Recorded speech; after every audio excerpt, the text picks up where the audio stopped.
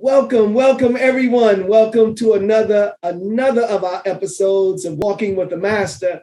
And let me tell you, we've been graced today to truly and really walk with a pronounced master, a fantastic person, a good person, and a wonderful friend of mine, and a mentor.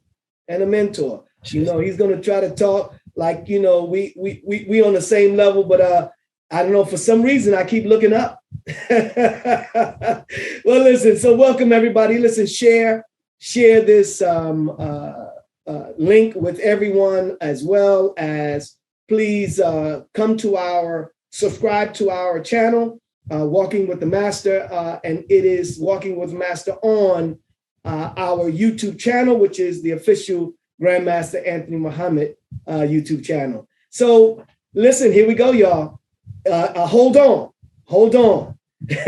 I'm now introducing a tremendous master in the art, and you know we do this. This show was derived, Walking with the Master, because of Dr. Moses Powell. He is an awesome individual. He has passed physically from us, outside of the physical ones that are still present, keeping his name out there and his work in progress. So I'm happy about that. But this individual here is a tremendous master. He has known Doc back in the day. Now I'm going to let him actually talk to you all about this, because you know, one would, if they read a bio, they may not see Doc's name, but you're going to find out that Doc is present. And not only is he present, he is not present. He's present in his heart and his spirit. So that's enough for me talking for him. This is my brother also, Tayari Casel, a well-known fighter, martial artist that from back in the day, but he comes up to today. So welcome, my brother. How are you? I'm giving thanks for the blessings. I'm giving thanks. I'm humbly just grateful for this opportunity to spend any moment with you, but now you're sharing us with everyone else. So what else can you say? Yeah. Other than in the name of the beneficent, the merciful, the giver and sustain of all life, from whom all blessings flow and to whom all praises due, we give thanks. Yes, indeed, we do. And I'm so thankful that he has brought you closer to me, because I remember, just like my teacher, Soke Little John Davis, you know. Oh, yes. I remember back in the day, you know, he used to be on the mat. And I was getting ready to say he used to be on the mat with me, but I was on the mat with him in the dojo with Doc when the dojo was filled up with black belts. But I didn't really know him. I knew of him and being on the same mat, because I didn't really have a conversation with him. I didn't have a major need, or not going to say need, a cause to get involved, because if you got in front of him, I mean, you know, it was one way or another, you're gonna feel something, actually everywhere. But the beauty is he was also an icon while I was on the mat under Doc. And you were also one of those icons. And I used to see you in the magazines and whatnot. And so I didn't really have a opportunity when I was such a young fella to know you, but God has blessed me with the opportunity to know you, like I know Doc, like I know Soke, and I'm so blessed. So yes, I and we are blessed. I want to thank you for that, sir.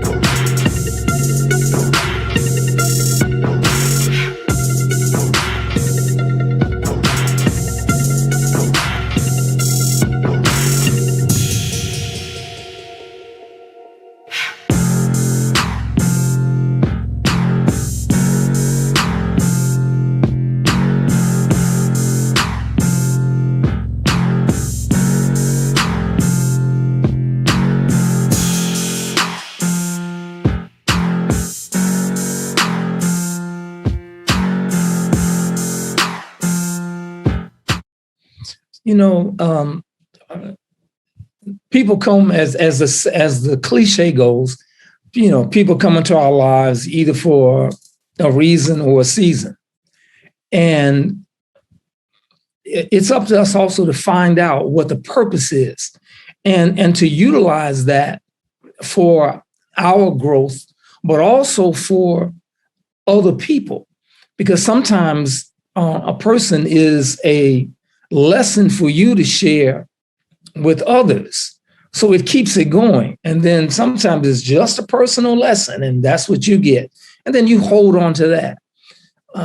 Doc is one of the people who is supposed to always be shared and talked about because of his dominance and his presence. And to this day, it's still so powerful to me. So as you said in the beginning, it's not that he's gone, because he's still here through everyone that he has touched in one way or another, because some people got touched and others got touched here, And so, it's important. See, now you're making me go back in my mind there. And I want, unless you have a question, I'm gonna go through some history of meeting him for the first time. Well, see, that's exactly where I'm going right now. I always go to the root. All right. I want us to go to the root, and the root is your upbringing. And then we're going to go into Doc. So I want you to kind of share your introduction to art, to this, and where did you get what you got from? And then we want to go into when did Doc come into play in terms of that. So if you could take us to the root of your. Yes, sir. What's interesting, coming up in the that time, and I have to be careful because I just celebrated my birthday on February 15th, and so that's an important time because you begin to look at yourself. When you turn 30 years old, you start to look at your life, a little bit differently. Yes. So remember, I'm only visiting this planet, so we have a different time scale. Yes, sir. But coming up in the late, 50s and 60s, this was an extremely important time in terms of Black culture. Just simply culture, period, for the country, because it's changing from that other element of the violent South to a violent North, and then the subtleties of it that affected everyone. And I don't want to lose this other train of thought, because here's what's important. To talk about my martial arts history, I have to specifically state that my heroes have always been Black men and women. And so I come up under champions who, at that time, they had to prove themselves during the blood and guts days of karate. So my exposure was at a very young age of 12, but only because of a neighbor. Our family had moved we left this one part of the ghetto, as the saying goes, or just one area. And we moved further south in Chicago, which, by the way, if for folks who don't know, I'm from Chicago, which is not just a geographical location, it's also an attitude. So you need to know when somebody says I'm from Chicago, you better be a heads up. Am I telling the truth? I mean, Right. So we moved further south into this neighborhood that had predominantly white. And then, of course, after we moved, then, the white flight, began. But I'm on my back porch and I'm looking next door, And I see this teenager, much older, about 17, 18, and he's in the back and he's chopping a brick. And I'm thinking, that makes no sense to me. Like, why would you do that? So I'm curious, and I go next door, knock on the door. He opens up, surprise, but like, what are you doing? So he said, well, I'm studying karate. And so he showed me this book, Super Karate Made Easy. And I immediately said, wow, this is interesting, but I know even at 12, you can't really learn from a book. You need to have somebody to teach you. So I asked my father, my first male Black hero, to get me into a class. We found the Southtown YMCA, and Grandmaster James A. Jones Jr., he's mostly known as Jimmy Jones, he's teaching the class. And I was enrolled into this class. But the one part that's really important is there were no children in the class. It was just adults. So I was his experiment. So I'm training with the 21, 25-year-old, 27-year-old men who did not abuse me, but they punished me. They made sure that this is how you're going to have to fight. And so for me, that's one of the reasons why there's never a fear. Don't care who you are. I don't care what you weigh. I'm used to being hit and punched, hard enough. Whereas like, they didn't hurt me, but it's like, but you got to feel this. So from there, it turned into some political things with, as I said, the consciousness of the Black Power movement, Say it loud, James Brown, the Black Panthers. And so my awareness and consciousness started to expand more. And I knew that our culture and the arts had to become intertwined. I don't know if that makes sense, but I knew that I had to be able to express it another way. But I also found that the movements of karate was sort of limiting to what my spirit would allow me to do, because it wasn't just here and there for me. It was like, oh, I got to go this way. I got to drop. I got to go to the ground. I got to do this. And so I moved to my next teacher, Nganga Mfidishi Tolona, who was doing research on China in terms of Northern Shaolin Chongquan, as well as Secret Yang Tai Chi, but he also was studying Africa's historical martial arts and how it was the precursor to so many other things, from India to Okinawa to China to Japan, everything else. So even, I think Gichin Funakosha, I believe that's correct, he brought Japan, China, like in 1922 from Okinawa. So, it's part of the historical element of it. But from there, as I'm around Tolona, who was a champion, national champion, Jones national champion, I'm introduced to Grandmaster Victor Moore. So I'm just around all of these great men who are in the community, but I'm just aware of them. So can you see how that can affect a young mind coming up under it? I'm hoping this is making sense, and I hope I'm not boring anybody right now. Yeah, right.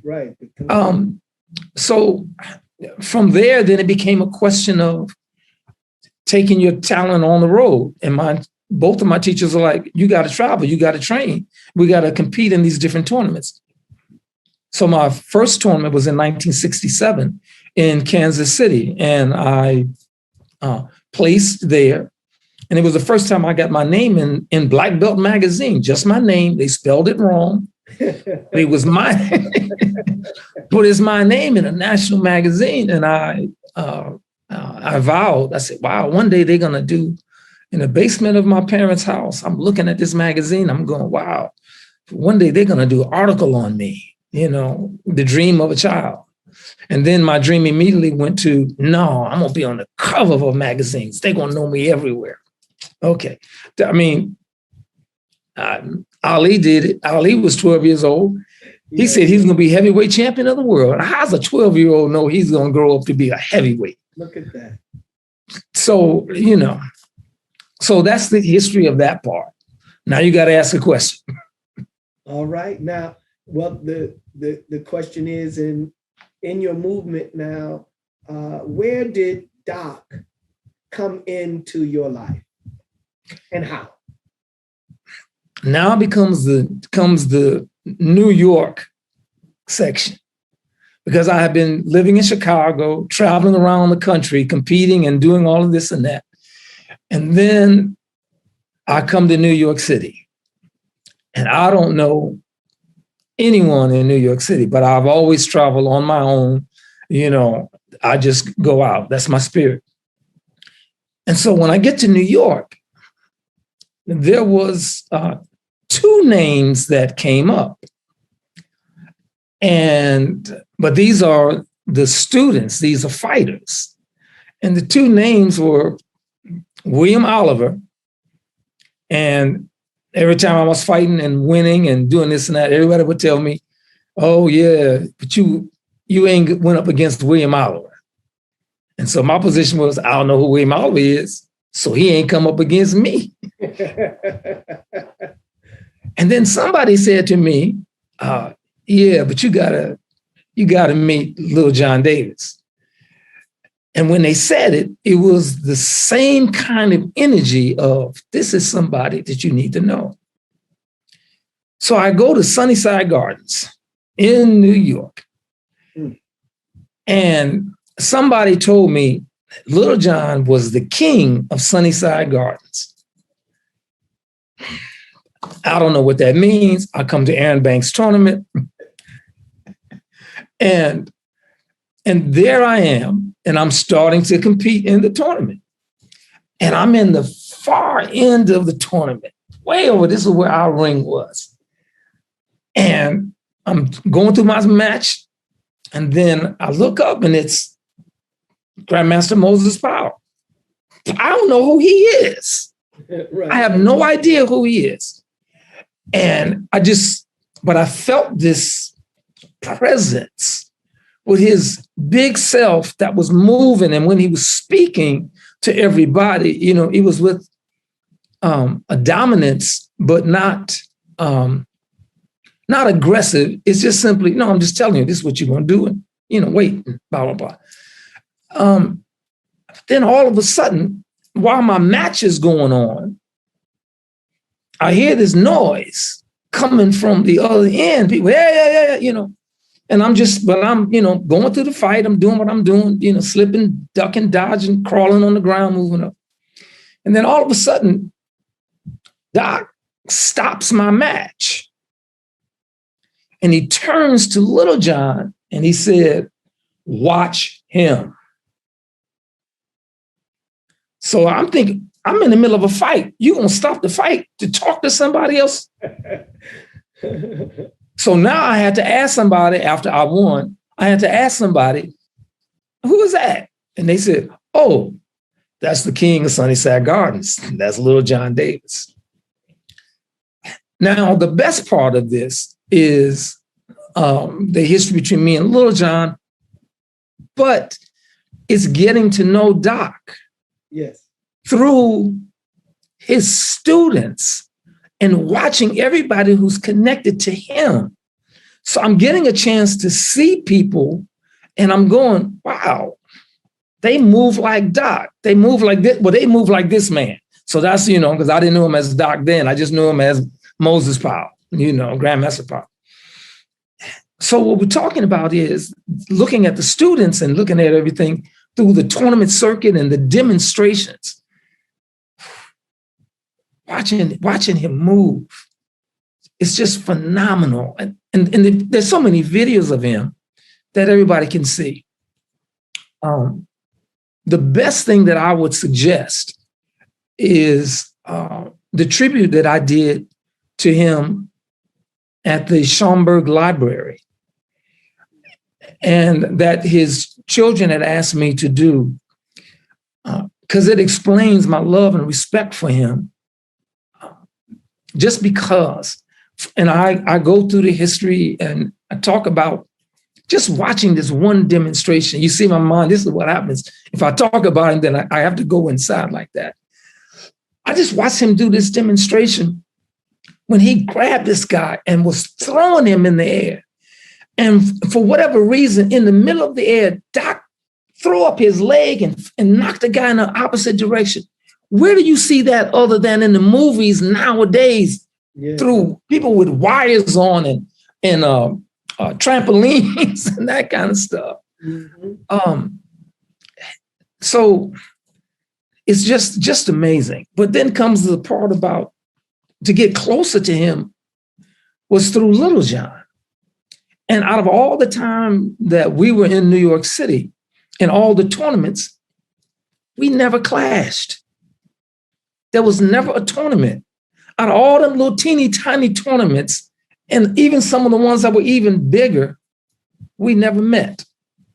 Until the Creator, the One Most High, said, you two are going to come together in the Mecca of the sports arena, Madison Square Garden, in front of 19,567 people, seen on ABC's Wide World of Sports by 20 million people around the world.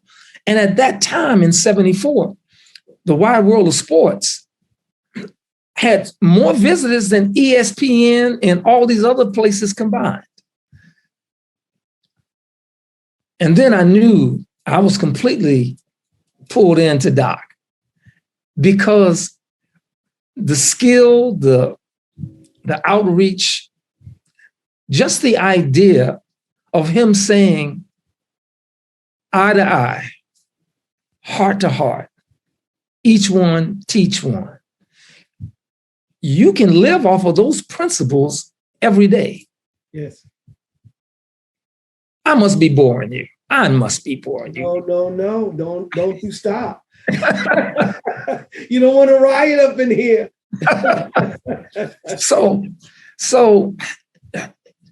but what does he, what, I have to ask you, how did he touch you besides, again, as I go into that, what did you see? What did you see that made you go, oh, look at this? Please tell me that. I want to hear that. Well, I appreciate the question because this is what I've said to others. Doc had a well-known statement, that he made, and he said, "If I touch you, I have you." Oh, yes. And in that, I found in my growth and development and study that his touching was a touch that wasn't, as you mentioned, it wasn't just a physical touch, but if he laid his mind on you and shared a word in a certain kind of way, you felt that word. And that's what makes me to even ask you. And I remember you telling me and you sharing with me that it was at a tournament and he stated something to you in reference to being a student, or you should be, so I want you to speak on that, because you're right in the area that I love right now, how he touched many different people, and how from that touch became a part of you. So please. Yeah, we were at this event, the tournament, and I had just finished fighting somebody, and I went to the ground. I'd swept him out because sweeping was my thing. So I fought the guys from the ground, kicked him from the ground, jumped up, boom, boom, started doing stuff, and I rolled because he was coming at me, and I decided, whoa, this is the best way to get out of this kick. I'll just roll. And after it was all over, the whole tournament thing there, and Doc walked up to me and he said, "You're supposed to be my student." and the way he said it was, what's the word I'm looking for? It was a declaration. Mm. It was also like, well, I'm looking off into this Las Vegas skyline right now.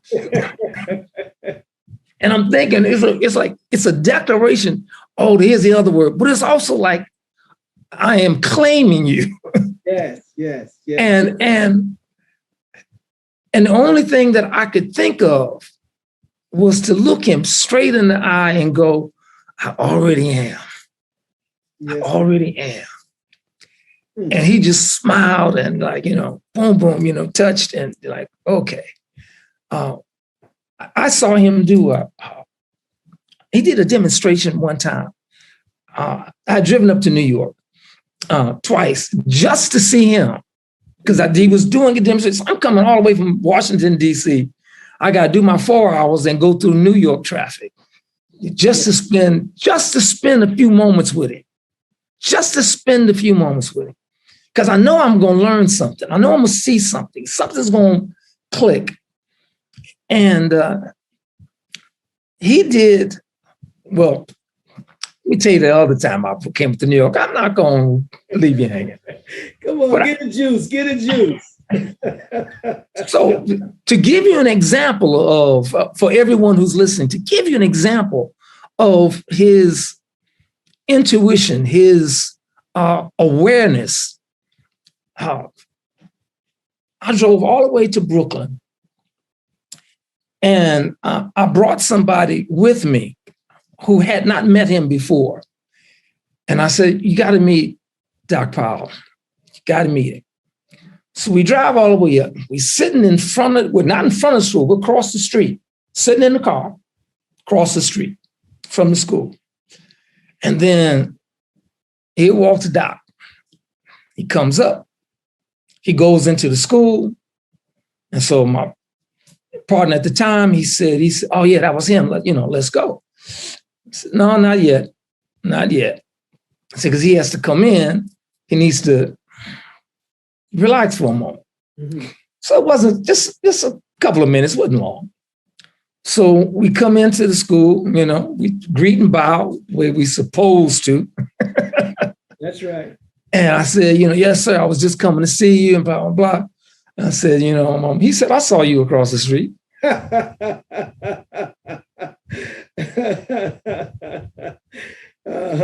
was just waiting for you to come in.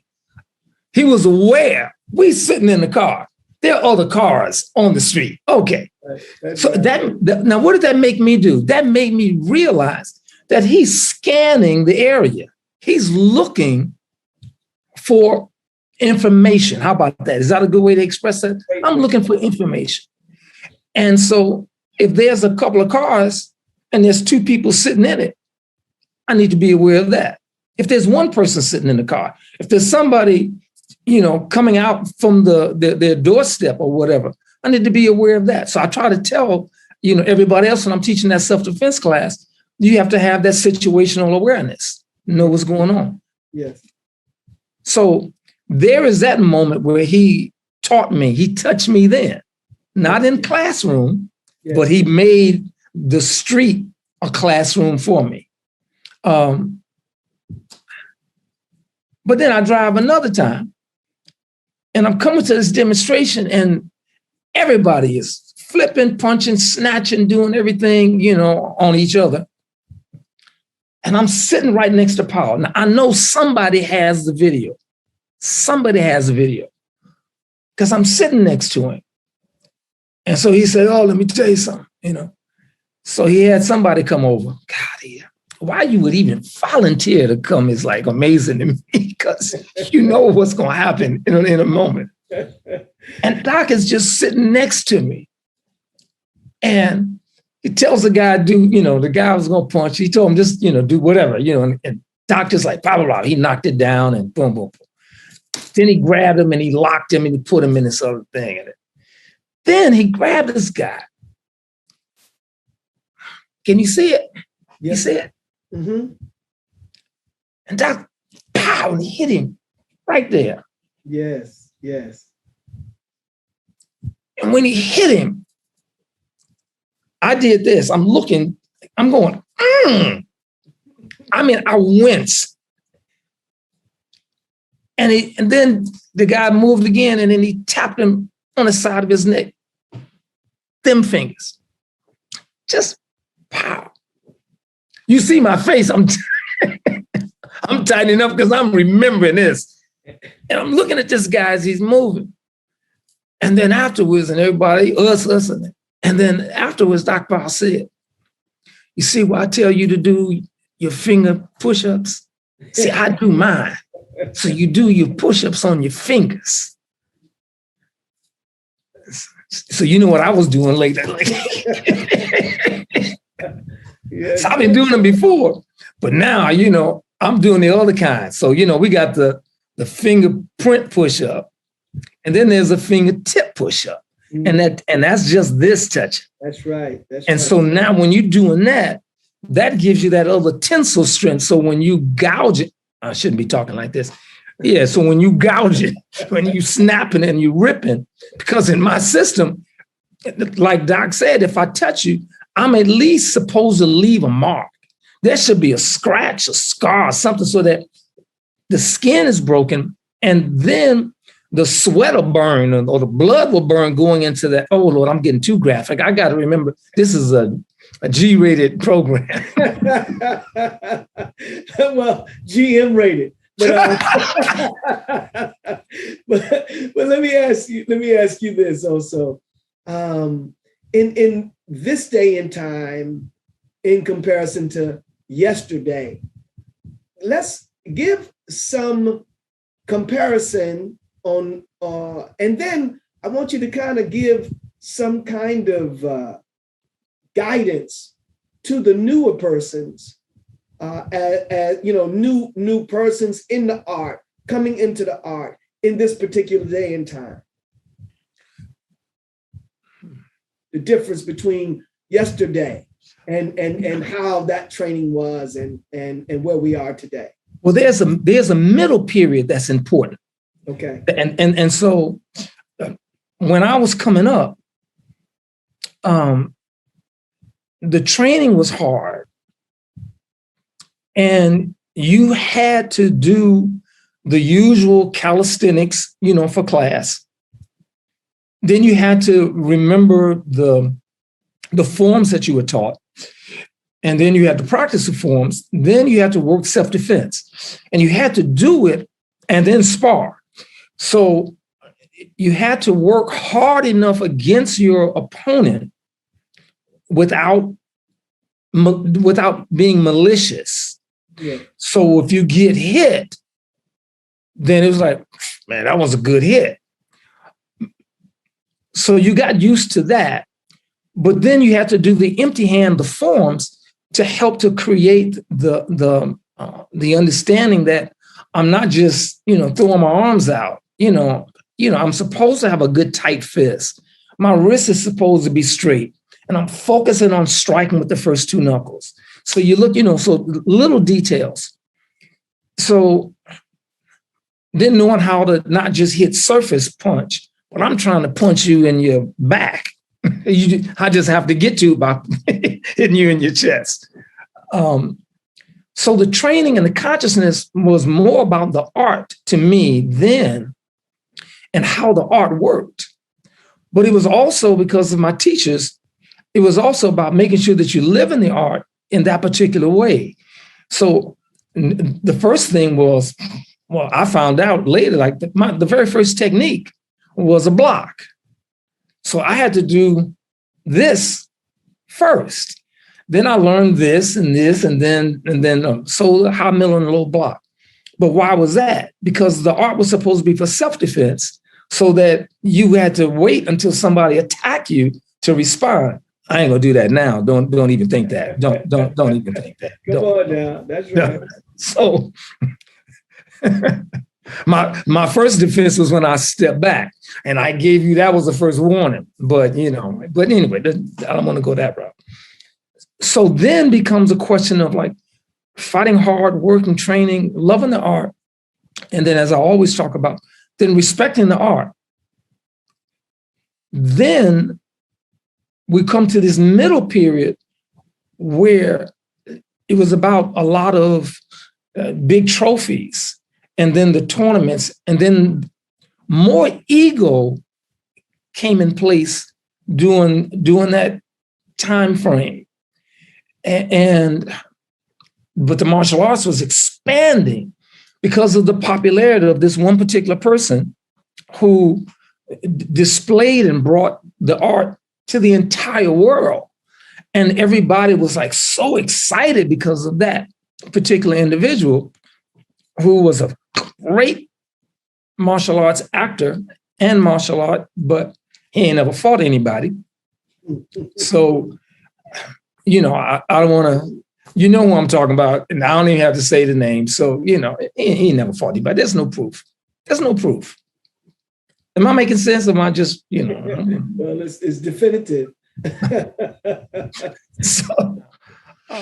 So now I think there's a resurgence because of the work that you and the rest of doc students are doing. I believe that there's a resurgence or resurrection of some other traditional training that is about being kind and courteous and respectful and disciplined, but we're working hard. So there's a school, I think it's called the Survival of the Streets or something, I'm not sure.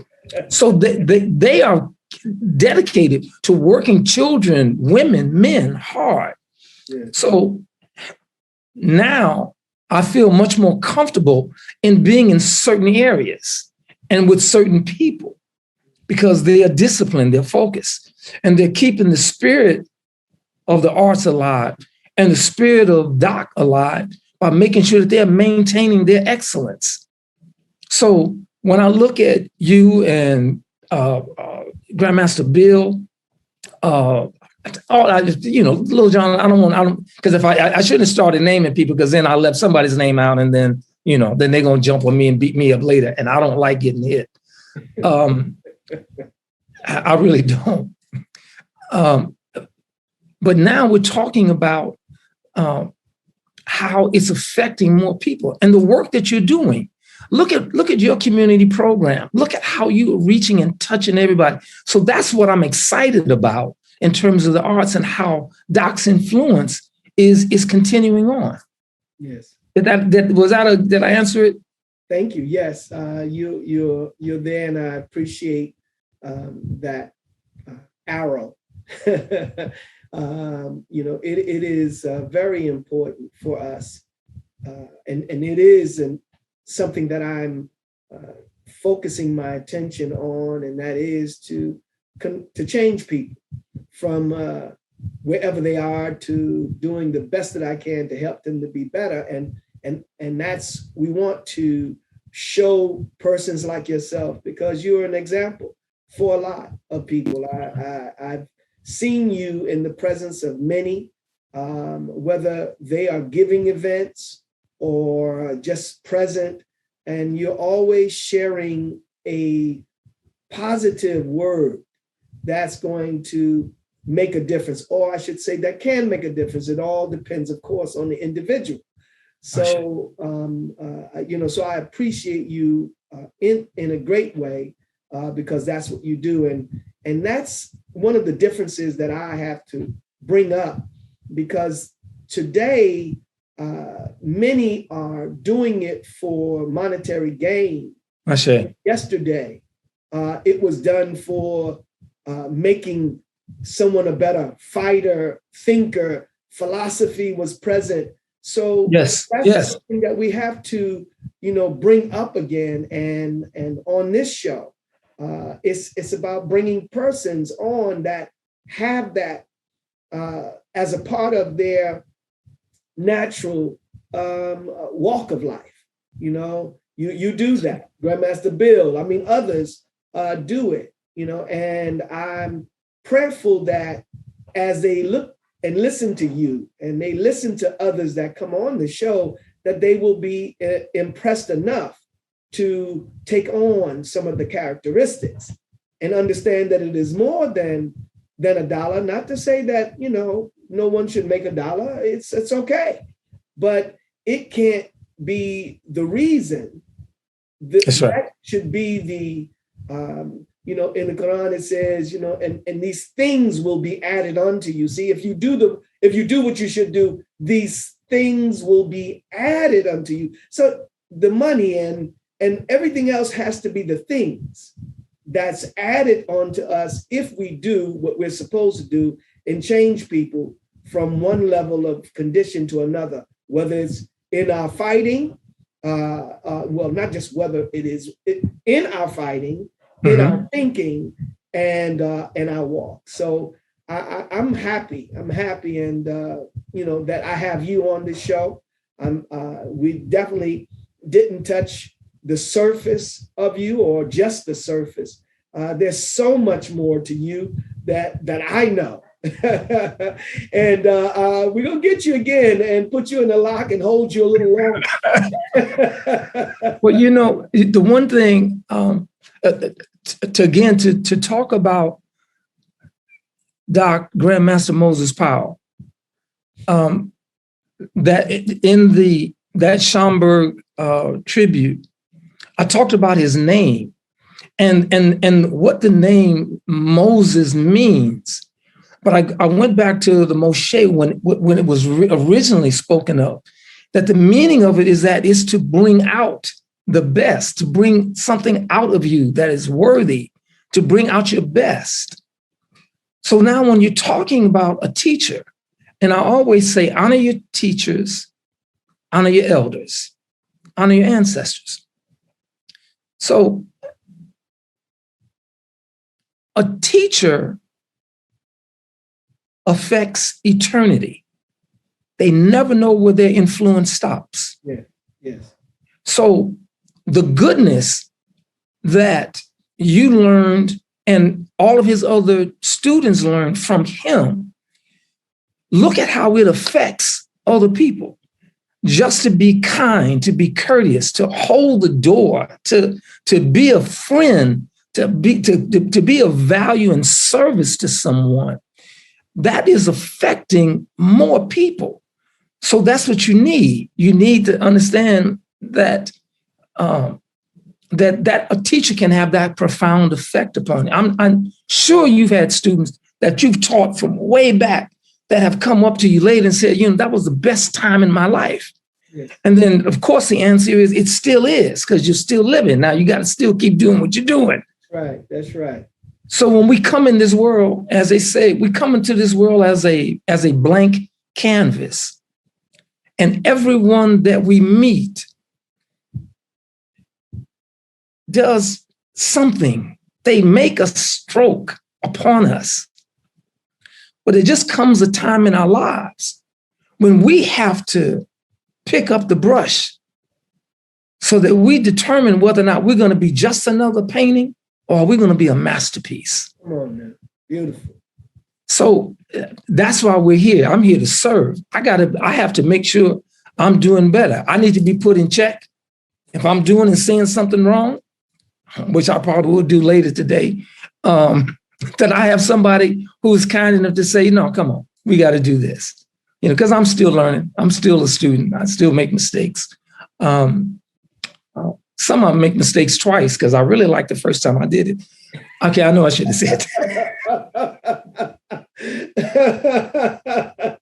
But let me say that in this time, I'm enjoying every moment because the only thing that exists is now.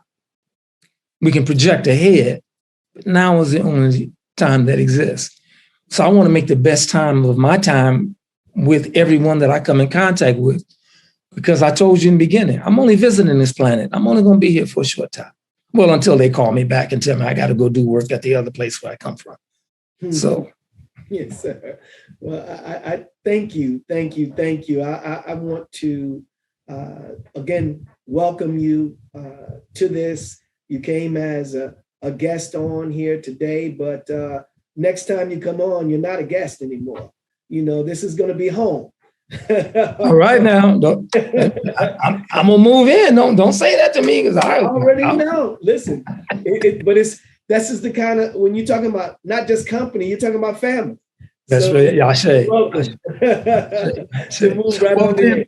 Well, then, how about this one part that I get to say to my brother? Happy solar return. Happy birthday. Peace and blessings to you and your family. May the Creator continue to bless you with many, many more trips around the sun. And may the blessings continue to pour upon you as you continue to share everything with everyone else. Thank you. And family, listen, I want to just say to you all, I pray that you appreciated the beauty of this brother, and the information that he shared is something to note. His spirit in which he shared it as well. See, sometimes you don't look at that. You know, you look at the sheath that the sword is in, but you gotta look at the blade as well, So anyway, I like that. Yes, anyway, I want to say to you all this, that as he mentioned some things, if you have any kinds of material that you have some old footage that nobody else has of any of the masters, definitely of Doc. I'm not talking about just YouTube stuff.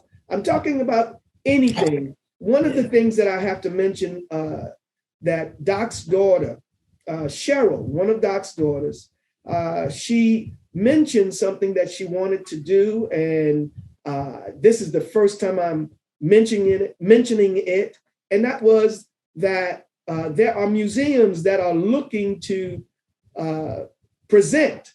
They need physical things, and I'm looking for some things that of Doc's that you can offer, and I'm always looking up anything, even of myself, but it's really with him.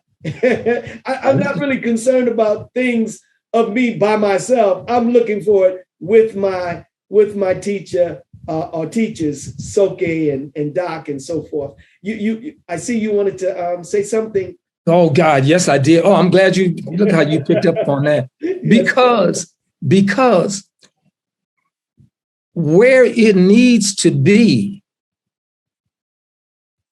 is the history of the men from Jimmy Jones, Talona, Victor Moore, Artis Simmons, George Cofield, Tom LaPuppet, Doc Powell. We're talking about pioneers.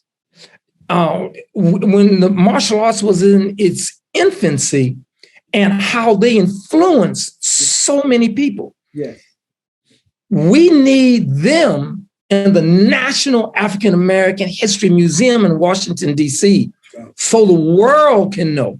I'm not just talking about just some guy who has a storefront and he's got pictures on the wall. Yes. That's important. Let them be copies. Let those be mirrors of what is in the National Archives, in the National Museum. I mean, what else what better place can it be than to have us shown in a place that's dedicated and honoring us? Look, you see, it got me all excited. Yeah. That's why we need it. We need that history put out there so that it can inspire other people. For Ron Van Cleef, look at this. I'm saying, who's competing to this day at 77 years old? He's got his history and his movie coming out. Everybody needs to know, because you never know who you're going to affect, because the children, men and women, can be inspired to do something just because they saw Doc, just because they saw all the other people, even some people who are looking at us now, even they have that impact. You can. So yes, I'm okay. Let me stop. I'm gone. No, so we're on it now. Let's be on this. This is the beginning of it, and you see what you inspire. So we're going to look for as many people as we can to provide that which we can bring to the museum so that they can, and they have already agreed. It's just that we need to now do what's necessary so we can bring those objects so that they can be recognized, those masters. I mean, we cannot allow them to be left alone, That's right. Recognized by the world. That's right. Ronald Duncan. So great. So you see what I'm saying? So, and what happens is, I will end on this that I've said before. When we are born into this world, we come, and then there's that moment when we have to leave. Yes. So you're born once, but you can die twice. The first death is when the last breath leaves your body.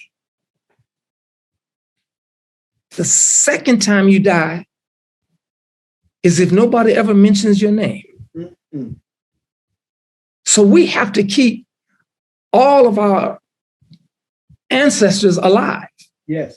The pioneers, these men and women that we're talking about, by bringing them up, telling the stories, and again, having them in the museum, yes, it keeps them alive. Yes. And so I'll leave it on that note because we done hit 50 minutes now. Yes, indeed. We are definitely there. And again, time doesn't matter when you are with good people. So thank you very much for your time.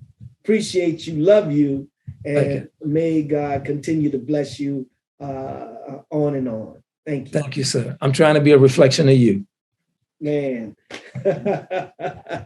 All right, family. You all take care. Look forward to you at our next episode. Make sure that you're watching. Peace. Peace and blessings. Good one, sir. Thank you so much. You're out of here, right? Every student of a master here today, you reflect your master teacher. You want to walk like him. You want to talk like her. But you start by having an object in front of you that you admire.